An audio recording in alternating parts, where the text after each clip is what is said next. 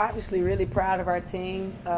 ULM is a really good team, and so to go wire to wire with them last week and then to come back with the same game plan and execute it better other than the offensive rebounds, just really proud. I think it speaks to how special this team is. When you talk about we only hit 4 threes tonight, everybody's saying, well, when they make threes, they win. Well, we can win other ways too, and I think tonight proved that. Which this is against a Division I opponent, that's the most we beat a team by not hitting threes. So the message is this team is for real because it's about defense for us. It's not about scoring. We understand that if we get stops, we're going to figure out ways to score. So just really proud of our team, proud of the toughness. We had a 12 o'clock game today, and most teams wouldn't get their team up for shoot-around. We got up at 7 a.m. this morning, and they might didn't like it, but they were prepared. And they came here, and I felt like they dominated for most of the game. What do you rate this in terms of defensive performances, even since you've been the head coach at A-State, when you consider the opponent, putting it all together, and what the score looked like just a week ago? The first half is the best I've ever seen. And I've been a part of, at UCA, one of the best defensive teams that would hold people. I think it was like 56 points. So the first half was the best I've seen. Second half, they knew they had to score, so we kind of got comfortable a little bit, and they got some easy ones. But I would say the best since I've been the head coach here, for sure. And just seeing the way we locked in, and this team is not getting satisfied. They're not comfortable, and that's credit to them because when you win, it's easy to do that. But they want more, and they want more, and you could tell that they want more just in their preparation for getting ready for the games. Wynter, what was it that made the offense so good in the paint today? Obviously, had a lot of points in the paint. We have a bunch of shooters, and that just draws the defense out, and the paint's open a lot. Today, we just attacked and scored and capitalized on our layups. Nissa, for you, just how thrilling was it to have a game like that where you really impacted things on both ends of the floor? It was good. I feel like when I'm in the game, I want to protect the rim, so that's what I try to do every game. So to brag on Nissa kind of getting better week to week to week to week, but to see her put it all together like this. I would brag on her all day. I'll tell you one thing about Nissa. She came to me, was it right before Christmas or right after Christmas? Right after Christmas, and she hadn't played a couple games. And she just came in and was just like, I'll do whatever the team needs me, but just give me a chance. And after we lost that app game, I knew she needed to play. So that was a mistake on my part. And ever since she's been playing, we haven't lost the game because she comes in and she does her part. She's going to get rebounds. She's going to protect the rim. She's a good passer as well. When you look at her stat line, 9 rebounds, 3 points, 2 assists, 6 blocks, 3 steals. I mean, she's given us everything that she's got, so I couldn't be more proud. Coach, you touched on it a lot closer the last time that you guys played. What was the biggest difference in your mind that led y'all to be as successful as you were today? So our goal was to keep them off the free throw line, to keep them off the offensive glass. We didn't do one, clearly, but we did keep them off the free throw line. And when they got when they got 24 points all year, so we didn't do good in that area. We did one of the two. So I think that was a big thing, just keep them off the free throw line. Last time they got 26 points from the free throw line. We wanted to cut that in half. We did more than that. And then with their O boards, if you times that by 2, that's plus 60. So they only scored 24 off those O boards. So it didn't kill us, but you don't like that because, right, you other teams are going to see that do capitalize and they're going to crash. But we'll be better about that. But just overall, just really proud of our team for coming and doing even better against a really good team for the second time. Coach, with your substitution patterns, you bring in 5 in, 5 out a lot of times, kind of like hockey line changes. So can you just talk about the strategy with the substitutions, and does that keep just fresher bodies out there?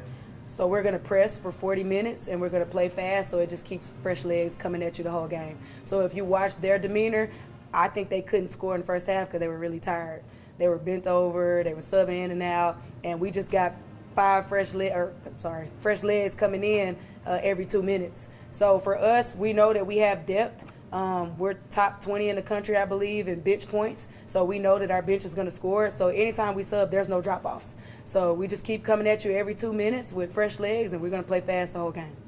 Wynter, it really seems like the turning point for this team was that App State game. What were those practices and days like afterwards where you guys really kind of turned the corner? It was a lot more focused on defense because we realized, we got to get stops on the defensive end to go into our transition game and, get points on the offensive end. So we just been buckling down defense. We have a perfect stop drill. I don't know if y'all heard her talk about it, but, it's tough in practice. It's tough and frustrating. but it's really helped us. So just focusing on defense really.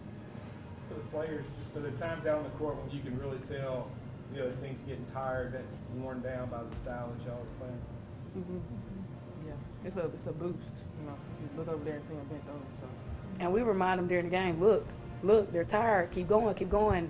And so another thing about the system is we call it the wear down effect. So we're throwing fresh legs at you every 2 minutes. If you don't have depth, at some point you're going to get tired, and it's going to be hard to make some of those shots that you might have made in the first half against us. So we love what we're doing.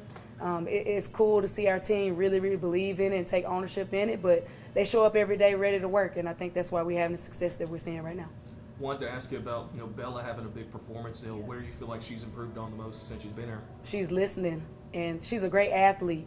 And early on, she was thinking drive first every time. Well, now she's thinking, let me see the rim first. I can shoot it. If I don't have the shot, then I can drive it. So she just kind of slowed it down a little bit and reading the defense a lot better. But so proud of how far she's come. She's a really huge piece. And then stepping up to the free throw line and going 9 for 10 from the free throw line is big time.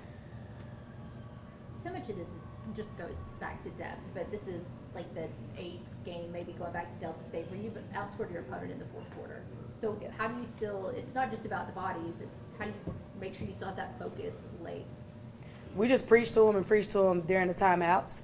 And it depends. Fourth quarters look differently. It depends on what the game flow is. Sometimes it's 2 minutes in, 2 minutes out. Sometimes we sub 2 or 3 in the fourth quarter. So the fourth quarter looks different than the first 3. But when we get to the fourth quarter, we know that our players can last because they hadn't played a ton throughout the 3 quarters, but other teams have. And so that's what you saw happen with them at their place. They had players that were playing a lot, and ours were fresh in the fourth quarter. We wore them down in the fourth quarter. Tonight it really didn't matter because we had a big lead. So that's the biggest thing is we know that eventually it's going to wear on you. Just coach, your thoughts now. You guys go back on the road for 2 more next week. Tough week. Every game gets harder, right? Because when you win 6 in a row. Right now we're tied for second. Louisiana's going to want revenge, so that target gets bigger and bigger on your back. So the preparation is the same. We just come in here Monday and we get back to work and understand that Thursday is going to be a battle. It's going to be a battle. It's going to be a tough one, but we want to stay on the right side of things, so we're going to do what it requires for us to do that. How much does having this early conference success help just from a confidence standpoint going into the back half? It helps big time because we got 2 at home and then we got 6 at home. 6 on the road and then 6 at home. So that's big for us. We know that when we go on the road, if we play hard, eventually you're going to wear down. It doesn't matter where we are. So we're going to play the same way. But if we can get on the road and get 1 or 2 of these, we feel really good about it coming back home for 6.